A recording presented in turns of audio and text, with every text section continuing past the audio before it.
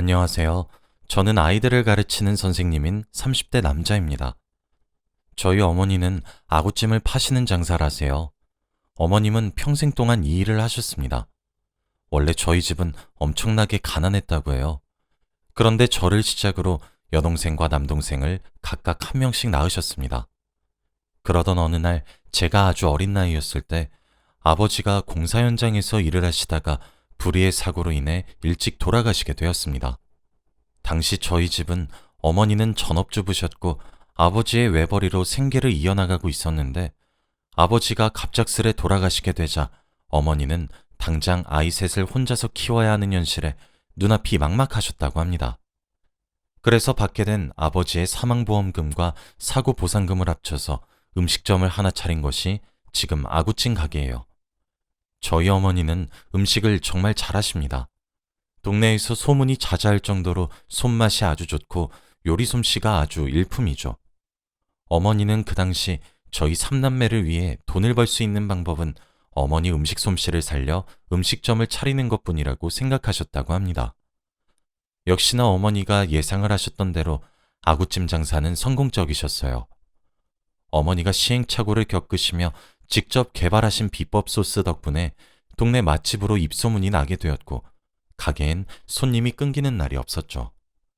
TV에 맛집으로 소개가 될 정도로 인기 많은 가게가 되어갔습니다. 어머니가 그렇게 고생하셔서 버신 돈으로 저희 삼남매는 번듯하게 잘 자랄 수 있었어요. 그래서 그런지 어머니는 가게에 대한 애착이 남다르십니다. 아무래도 막막했던 현실을 이기게 해준 가게라 그런 것 같아요. 저희 남매들도 학생이었을 때부터 가게 일을 자발적으로 돕기 시작했고 힘들게 일을 하시는 어머니를 보고 자랐기 때문인지 저희 셋 다 큰 사춘기 없이 우수한 성적으로 학교를 졸업할 수 있었습니다. 저는 교단에 설 수 있게 되었고 남동생과 여동생은 각각 경찰과 의사가 되었죠. 저희가 이렇게 사회적으로 성공할 수 있었던 이유는 어머니의 고생과 뒷바라지 덕분이었고 그걸 너무 잘 알았기 때문에 어머니를 호강시켜 드리고 싶다는 마음이 원동력이었기 때문입니다. 저희 삼남매는 어머니를 존경하고 있어요. 그 당시 어려운 시절임에도 불구하고 저희를 포기하지 않고 훌륭히 길러내셨다는 점과 여자 혼자의 몸으로 사업적으로 성공까지 하셨으니까요. 그래서 그런지 저희는 호강시켜드리고 싶은데 어머니는 아직 저희의 도움이 필요하지 않아 보이십니다. 어머니는 이제 조금 쉬엄쉬엄 하셔도 된다며 저희들이 말려도 완강하세요. 여전히 이틀에 한 번씩 밤늦게까지 비법 소스를 만들고 계십니다. 그 비법 소스 레시피는 저희 삼남매 아무도 모릅니다. 저희가 밤늦게 혼자 가게에 남아 계신 어머니의 모습이 아른거려 도와드릴 테니 레시피를 알려달라고 말을 해보았지만 어머니는 요지부동이셨고 가게를 물려받을 사람이 아니면 알려주지 않겠다며 입을 열지 않으셨죠. 결국 저희가 밤늦게 돌아오시는 건 걱정이 되니까 데리러 가겠다고 합의하는 것으로 논쟁이 끝맺었습니다. 특히 장남인 저는 유달리 어머니에게 약해요. 아무래도 어머니의 고생을 제일 많이 보고 자라서 그런지 어머니가 부탁을 해오시면 거절해야 되겠다는 생각조차 들지 않거든요. 그런 어머니가 올해 초에 선자리를 하나 마련해 주셨습니다. 제가 30대이다 보니 슬슬 결혼은 언제 하냐고 독촉하셨던 어머니셔서 의아하진 않았어요. 어머니는 저에게 선자리를 주선하시며 여자는 다른 조건들보다 인성을 가장 중요시 여겨야 된다며 내가 주선한 여자는 사실 너에 비해 조건이 조금 부족하지만 정말 착한 여자라며 잘해보라며 얘기하셨죠. 어머니가 누굴 그렇게 칭찬하는 걸 자주 보지 못해 누구길래 이러나 싶었습니다. 그렇게 선자리에 나갔더니 글쎄 저희 가게 서빙 일을 도와주시는 아가씨더라고요. 제가 교직에 서고 난 뒤 아무래도 본업이 있다 보니 주중에도 너무 바쁘고 주말에도 그 다음 주에 수업 준비로 인해 바쁠 때가 많아서 옛날처럼 가게 일을 많이 돕지 못했거든요. 그래도 어머니 가게에 들러서 밥을 먹거나 소스 만드시는 어머니를 기다리기 위해 조금 일찍 가게에 도착하거나 이런 식으로 오며 가며 만났었던 직원분이셨습니다. 저는 깜짝 놀랐죠. 이게 어떻게 된 일인가요, 지은 씨? 이랬더니 그게 사장님께서 본인 아들 한번 만나보라 하도 등을 떠미셔서 나오게 되었네요. 어색하시죠? 라며 보조개를 드러내며 수줍게 웃으시는데 정말 들꽃같이 수수한 아름다움이 있었습니다. 지은 씨는 28살이었고 가정 형편이 넉넉치 않아 고등학교 졸업 이후 대학교 진학을 포기하고 돈을 벌기 위해 생업에 뛰어들었다더라고요.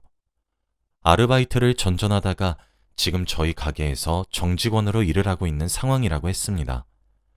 화장기가 옅은 얼굴로 말갛게 웃으면서 이야기하는 그녀를 보고 있으니 설레더라고요. 수수한 그녀가 저희 어머니를 참 많이 닮았구나 싶었습니다. 저는 그날 이후로 그녀에게 수차례 만남을 신청했고 데이트를 하면 할수록 어쩜 이런 여자가 다 있는지 저희는 너무 잘 맞는 찰떡궁합이었어요. 그렇게 저희는 연인이 되었습니다. 지은 씨와 함께하는 모든 것들이 너무 좋았어요. 연애를 처음 하는 것도 아니었는데 하나같이 설레고 어떻게 이런 여자가 나에게 찾아와 준 걸까? 라는 주책어린 생각도 매일같이 하곤 했죠. 행복한 나날의 연속이었습니다. 저희가 예쁘게 만나는 것을 어머니도 응원해 주셨어요. 잘 어울릴 줄 알았다고 웃으셨죠. 그렇게 저와 지은 씨의 사이는 날이 갈수록 점점 깊어져만 갔어요. 시간이 지날수록 사랑이 식기는커녕 어떤 날은 하루 종일 지은 씨 생각만 나기도 하더라고요. 정말 운명의 상대를 만난다면 이런 기분일 것만 같았습니다. 유치하게 말이죠. 그렇게 지은 씨와 저는 사계절을 함께 보냈습니다. 그러다 보니 점점 지은 씨와 함께하는 미래를 그려나가게 되었고 지은 씨에게 프로포즈를 하기로 결정했어요. 백화점에 가서 프로포즈용 반지를 고른 뒤 지은 씨 퇴근 시간에 맞춰 몰래 가게 근처에서 지은 씨를 기다리고 있었어요. 처음엔 촛불 이벤트를 해줄까 생각하다가 어떤 이벤트를 해주면서 깜짝 놀래켜주지? 이러면서 인터넷을 찾아봤더니 여자들은 대놓고 하는 이벤트를 싫어한다고 하더라고요. 그래서 저는 프로포즈 계획을 둘이서 자주 걷던 조용한 산책로를 걷다가 주머니에서 무심하게 반지를 꺼내서 감동을 주면서 결혼해달라고 얘기하기로 정했어요. 엄청나게 로맨틱하게 말이죠. 어떤 말을 꺼낼까 고민을 거듭하면서도 지은 씨는 내 프로포즈를 받고 기뻐서 올까 아님 기다렸다는 듯이 받아줄까 따위의 5만 가지 상상을 하면서 지은 씨를 기다렸습니다. 마침 지은 씨가 퇴근했는지 나오더라고요. 깜짝 놀래켜주려고 조용히 다가가려고 하는데 가게에서 나온 지은 씨는 누군가에게 전화를 걸면서 곧바로 근처에 있는 으슥한 골목길로 들어가더군요. 이때까지만 해도 저는 아무런 의심 없이 지은 씨를 쫓아갔습니다. 제게 일어날 비극을 상상조차 못한 채로 말이죠. 지은 씨 근처에서 인기척을 내려고 가까이 다가가려고 하는데 고요한 골목길에서 지은 씨의 말소리가 들려오더군요. 나 진짜 이 짓거리 하는 거 이제 지쳐 진짜. 아니 내가 그 노친네랑 아들내미랑 사귀어도 비법을 안 가르쳐주는 게 말이냐? 아니 진짜 내가 어디까지 해줘야 비법을 알려주냐? 아니 진짜 이러다 시까지 올려야 될 것 같아서 짜증나 미칠 것 같다니까? 라는 말들이 귓가에 들려왔어요. 저는 본능적으로 꺾여있는 담벼락 앞에 쪼그려 앉았고 가만히 대화를 엿듣기 시작했습니다. 주차되어 있는 자동차 틈새로 지은 씨를 보니 정말 믿기지가 않았어요. 삐딱하게 담벼락에 기대어 서서 담배까지 하나 입에 물고 바닥에 가래침을 뱉으면서 말하는 지은 씨의 모습은 두 눈으로 보고 있으면서도 처음 보는 낯선 모습이었고 지은 씨 입에서 나오는 모든 대화 내용들조차 정말 믿기지가 않았습니다. 저는 아무런 말도 못하고 그저 입이 떡 벌어진 채로 자리를 지켰어요.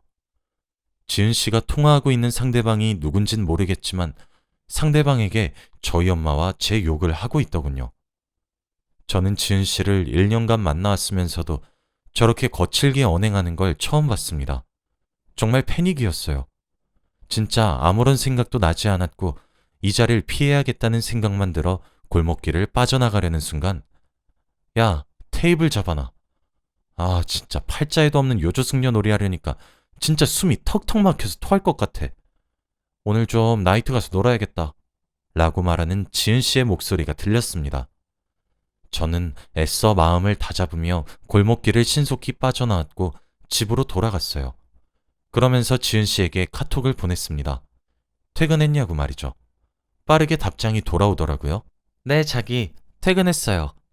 그런데 오늘 자꾸 오한이 들고 몸이 으슬으슬 춥더니 결국 지금 미열이 나네요. 몸살 기운 조금 있는 것 같아서 집에 가자마자 몸살 감기약 먹고 바로 자려고 해요. 라고 말을 했습니다. 불과 10분 전 골목길에선 나이트 간다는 말을 들은 게 잘못 들은 건가 착각이 들 정도로 말이죠. 휴대폰에 와 있는 아프다는 메시지와 제가 왼손에 들고 있던 프로포즈용 반지, 그리고 머릿속에서 울리는 골목길에서의 지은 씨 목소리가 합쳐져서 머리가 어지럽더군요. 근처 벤치에 앉아서 찬바람을 쐬며 진정하려 노력했습니다. 머리가 차가워지고 생각이 정리되면 될수록 배신감에 손이 덜덜 떨리더군요. 지금 당장이라도 그녀의 어깨를 붙잡고 흔들며 진실을 토해내라 매섭게 다그치고 싶었지만 제가 들은 이야기는 빙산의 일각일 것 같더라고요. 일단 지금 치를 떠는 감정을 가진 채로 그녀의 얼굴을 도저히 바라볼 수 없을 것만 같아 잠시 거리를 둬야겠다는 생각이 들었습니다. 그렇게 그녀가 나이트를 간 날을 기점으로 약 2주간 연락이 뜸했죠. 그녀가 만나자는 연락에도 이리저리 핑계를 대며 피하기 바빴습니다. 그런데 언제까지 만남을 피할 수가 없더군요. 하긴 그녀도 자기가 아프다고 한마디만 하면 불면 날아갈까, 쥐면 부서질까 전전긍긍하며 굴었던 평소의 제가 아니었으니 불안했겠죠. 하루는 그녀가 제가 혼자 살고 있는 자취방으로 찾아왔습니다. 초인종을 딩동 누르는 소리에 나가보니 조신하고 상냥하게 웃으며 요즘 바빠서 밥도 잘 챙겨 먹지 못할 제가 걱정이 되어서 장을 봐왔다고 하더군요. 말갛게 웃고 있는 얼굴을 보니 표정 관리가 참 안 되었어요. 사람이 어찌 저렇게 뻔뻔하게 가식적으로 속이면서 살 수 있는 건지 울컥하더라고요. 그걸 그녀는 제가 감동을 받아서 울컥한 것으로 착각했습니다. 잘됐다 싶었어요. 저는 양손이 너무 무겁다는 그녀의 장바구니들을 건네받으며 역시 지은 씨뿐이라며 너무 감동적이라며 오늘 안 그래도 너무 지쳐서 지은 씨 얼굴이 너무 보고 싶었는데 내 마음을 어떻게 알고 이렇게 찾아온 것이냐며 마음에도 없는 소리를 내뱉기 시작했죠. 참 죽을 맛이었습니다. 그녀는 안 그래도 자기가 그럴 것 같았어요. 저뿐이죠? 라고 애교스럽게 말을 한 후 제 품에 푹 하고 안겼죠. 저는 마음을 다잡으며 아무렇지 않게 보이려고 노력했어요.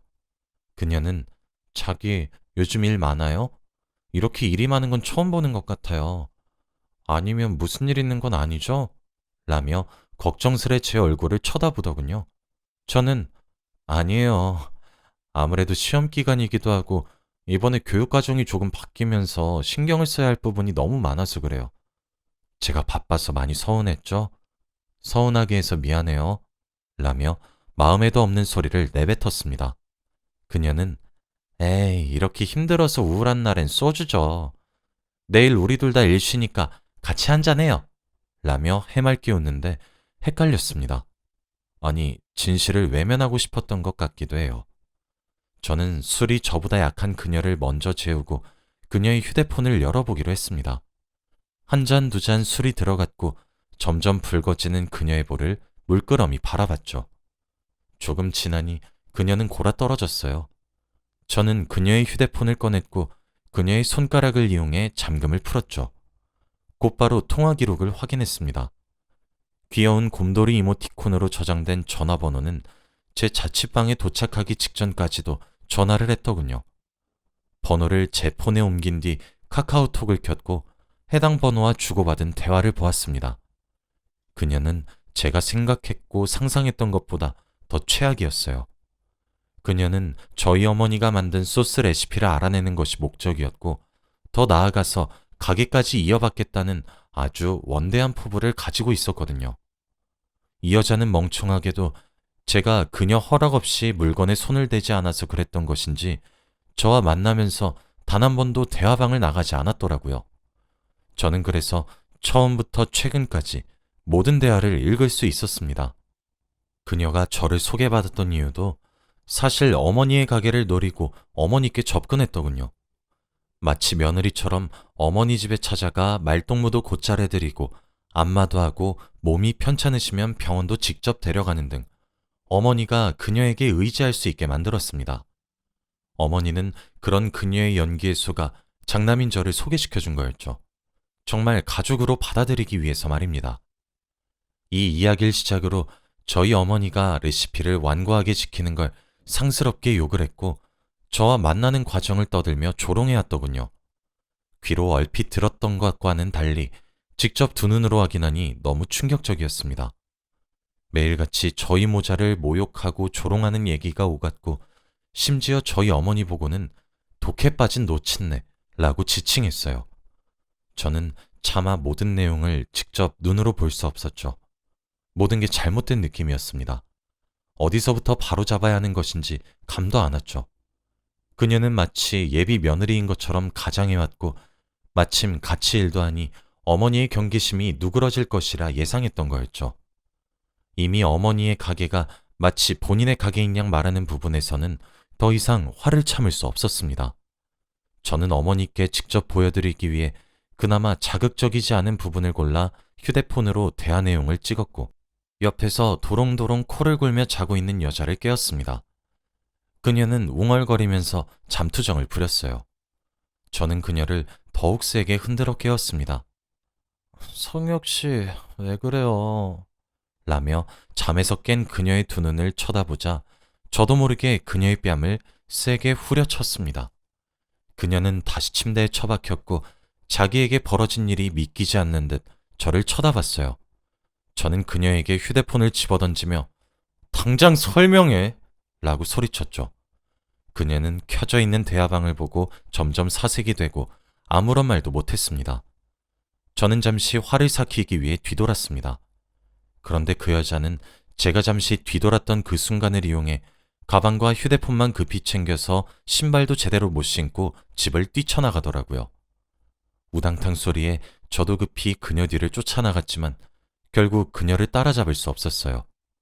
집으로 터덜터덜 돌아오는 도중 눈에서 눈물이 주르륵 흘렀습니다. 제가 사랑하는 여자가 저런 여자인 줄 꿈에도 몰랐던 제 자신이 너무 미웠고 제 가슴뿐만 아니라 곧 제 어머니 가슴에도 피눈물이 흐를 사실이 너무 슬펐거든요. 그날 밤을 꼴딱 세운 저는 날이 밝자마자 어머니의 집으로 향했습니다. 어머니는 주말 아침 일찍부터 찾아온 저를 보고 놀라시며 무슨 일이 있었냐며 걱정무스레 물어보셨어요. 저는 사실을 최대한 담담하게 말하려고 노력했습니다. 어머니는 당연히 받아들이지 못하셨어요. 저는 어머니께 제가 찍어온 사진들을 보여주었습니다.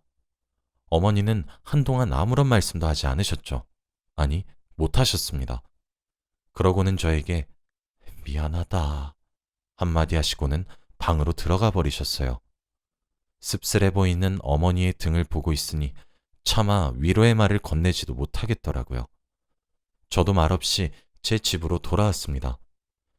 이게 벌써 저번 주에 일어난 일이네요. 그녀는 그 이후로 가게에도 저에게도 제 어머니께도 여타 다른 연락 한 통 없이 연기처럼 사라졌습니다. 그 이후로 어머니가 걱정이 된 저는 매일 퇴근하고 일부러 어머니 가게에 들리고 있어요. 어머니는 제게 저녁을 차려주시긴 하지만 별다른 말씀은 따로 없으시네요. 상처받으신 듯한 모습에 가슴이 찢어지는 것 같습니다. 본인 때문에 저에게까지 피해를 줬다고 생각하셔서 죄책감도 느끼시는 것 같아요. 제가 무슨 말을 해도 소용이 없으실 것만 같아 그저 차려주시는 저녁을 맛있게 먹으며 싹싹 비우고 있습니다. 저도 저지만 어머니가 저렇게 힘들어하시는 모습을 보니 가슴이 착잡해지네요. 우울한 나날만 이어지는 것 같습니다. 저는 더 이상 여자를 믿을 수 없을 것 같아요. 연애와 결혼에 대한 저만의 목표가 있었는데 못할 것 같거든요. 시간이 약이라는 말이 있듯이 저도 언젠간 괜찮아질 것이라고 막연히 믿고 있습니다.